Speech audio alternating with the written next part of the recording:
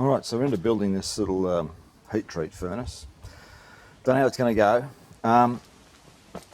Plan is to try and keep as much of the heat away, or the direct flame away from the material as we possibly can. May not be totally successful in that, but we'll see how we go. Yeah, just using a dirt floor with a bit of clay over the top. Using the high temperature refractory bricks up against the back, which will the flame will impinge onto. Just using the K2300s, they are 2300 not 2100, K2300 fire bricks, the soft ones. They just cut very easily with a panel saw. Got a little hole there for the burner to go down inside. So all we can do is just give it a go and see if it is going to work. Right, well, I'll get this built up and we'll come back and show you sort of what it's going to look like, I guess. Alright, we'll see how we go with the wind here. Right, so that's the setup I've got. So we're on a dirt floor. As we know, dirt's a very good insulator. I've got the K2300 bricks, that's 2300 degrees Fahrenheit brickwork made up. I've got a hole for my burner to go down inside. Where the flame is impinging, I have fire brick, and fire brick here at the top as well. So the plan is to try and heat up these cavities either side and try and keep it as even as we can. I don't want to try and heat up one side and not the other. I want to try and keep the heat as even as we can. I'm going to set up the exhaust to come out the front here as well. So the plan is 640, 650 degrees. How well we control that I don't know, but we'll just do our best. Want to get it up the temperature and then soak for 2 hours for every 25 millimeters of thickness. So that's going to be roughly 2 hours soaking. And we'll see how we go with the control with the burner. And I've got the rest of the bricks to make up a little roof on top of that. Alright, well, I guess let's see how it's going to go.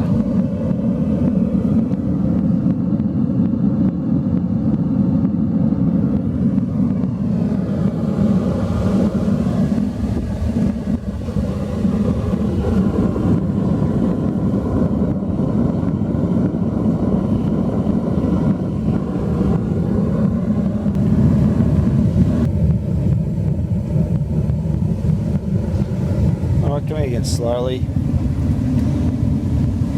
up to about the 580.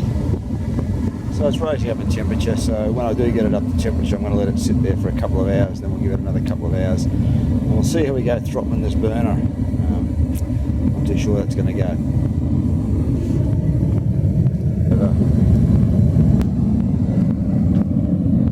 It's coming up to 600 now.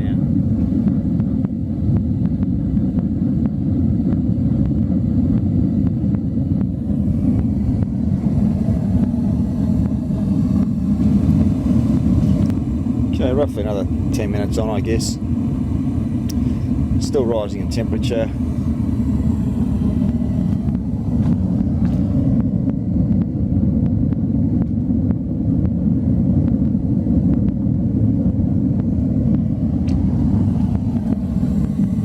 I've had to try and protect the inlet, air inlet with some brickwork just to try and take away the effect of the wind. It's quite windy here today.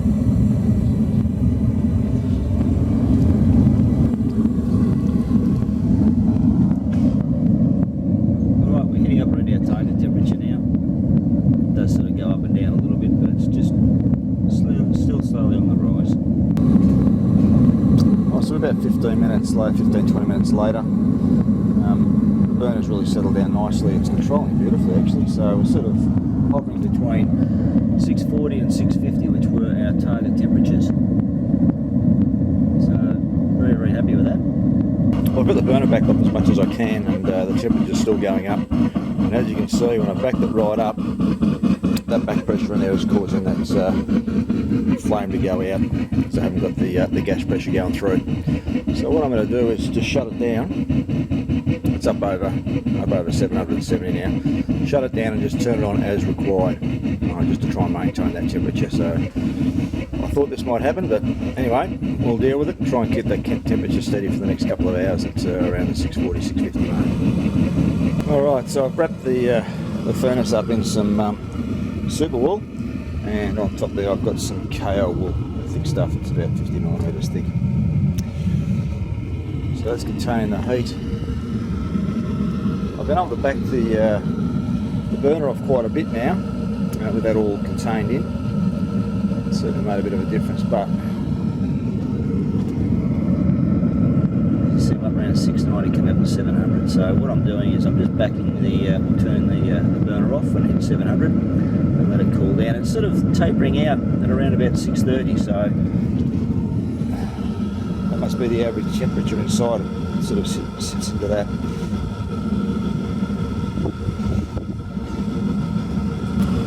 So when that's sort of sitting at around about 640, I'll start the timing. It hovers down to about 640 and stays there without the burner on. Right, yeah, so I'll bring it up to around about 710. Turn the gas off and then let it come down and settle out. It's settling out at the moment about 630. So I'll be happy with that, so I'll turn it off again.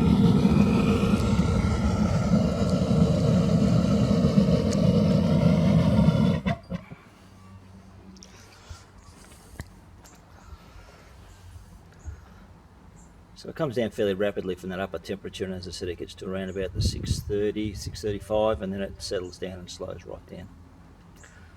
So I think that's what we're going to have to do for the rest of the afternoon. Let's try and keep it under control. So it's sort of settling out around about our 640 degree mark, which I'm very happy with.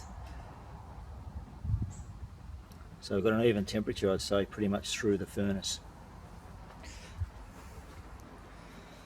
Yeah, it's sort of bopping up and down a little bit around that 640 mark. Alright, we'll stick it on again, bring it up. It's about 700, turn it off, and we'll let it settle down again. Alright, so our target temperature was between 640 and 660. So as you can see, it's sort of coming down very, very slowly now.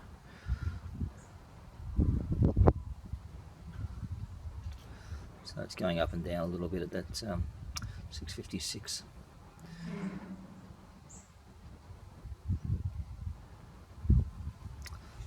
So it's almost at a balance point. So I reckon a couple of more preheats on this. I've got to be careful that I keep the heat in the furnace so that the burner will self-start. Yeah, 653.5, just gone up to 653.6. So I sort of hit a balance point. So I'm happy with that. I'll just keep it around about there. That's holding that heat nicely, actually. Alright, we'll start our 2 hours from now. So that'll be about 4 o'clock, we'll be finished. Just nearly 10 minutes since I turned the burner off, so we've still got a ways to go to get down to our target temperatures. It does cool off when the wind does blow. It's a bit of a pain, but anyway.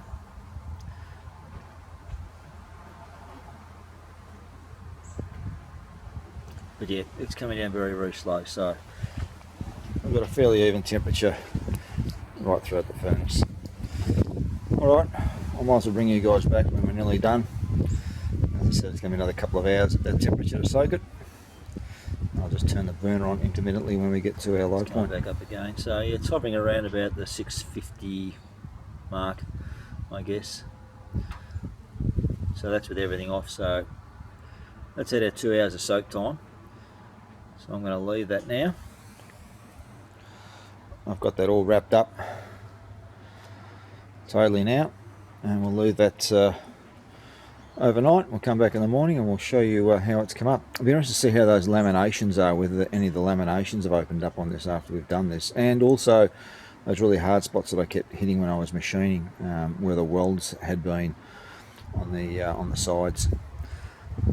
So anyway, we'll open it up tomorrow morning and we'll see how it looks. Alright guys, we'll see you then. Let's quickly show this. It's 2 hours later. So it's up over 480 degrees still inside. So it's coming down very, very slowly, but yeah, it's having a good time to soak. You can actually feel the heat coming off this furnace here. Alright, well it's the next morning. Let's just turn on our temperature probe. See what it's reading. And it's still at 50 degrees. Alright, so it's come down very, very slowly overnight, which is great. Alright, I think we can open this up now, and we'll see if we've had much in the way of oxidisation. We'll see. Hopefully that flame's chewed up most of the oxygen as it was running, but you never know. Let's see.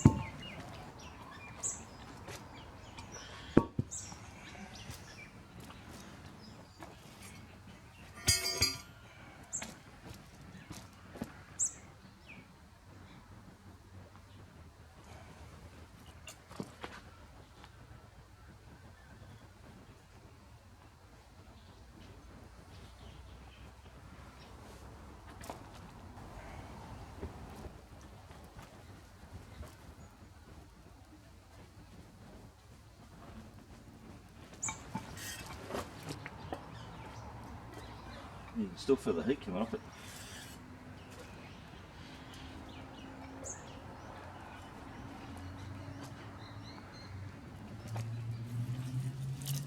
Oh dear me.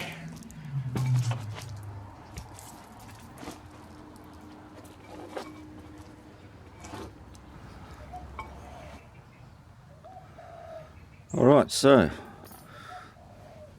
very little oxidisation, so it must have done fairly well with that flame. It's chewed up most of the oxygen in the furnace, so overall it's a very, very clean job. Very, very happy with that. Be interested to see if these hard spots that were here from the welding have softened up. Alright, now the big test. Has it warped? Let's stick a ruler on it.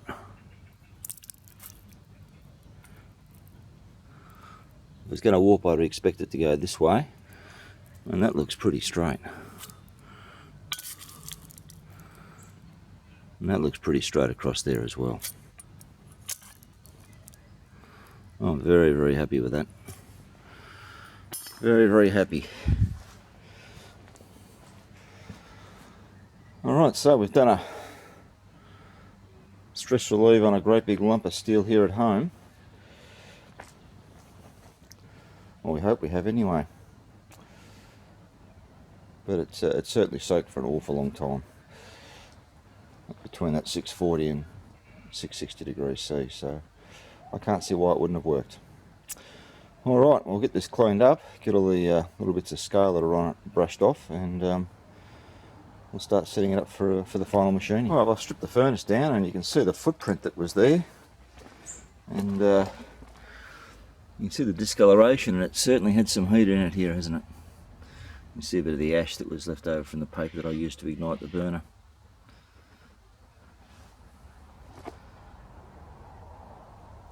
Alright, so I might sort of preserve this. You never know when I might have to do this again.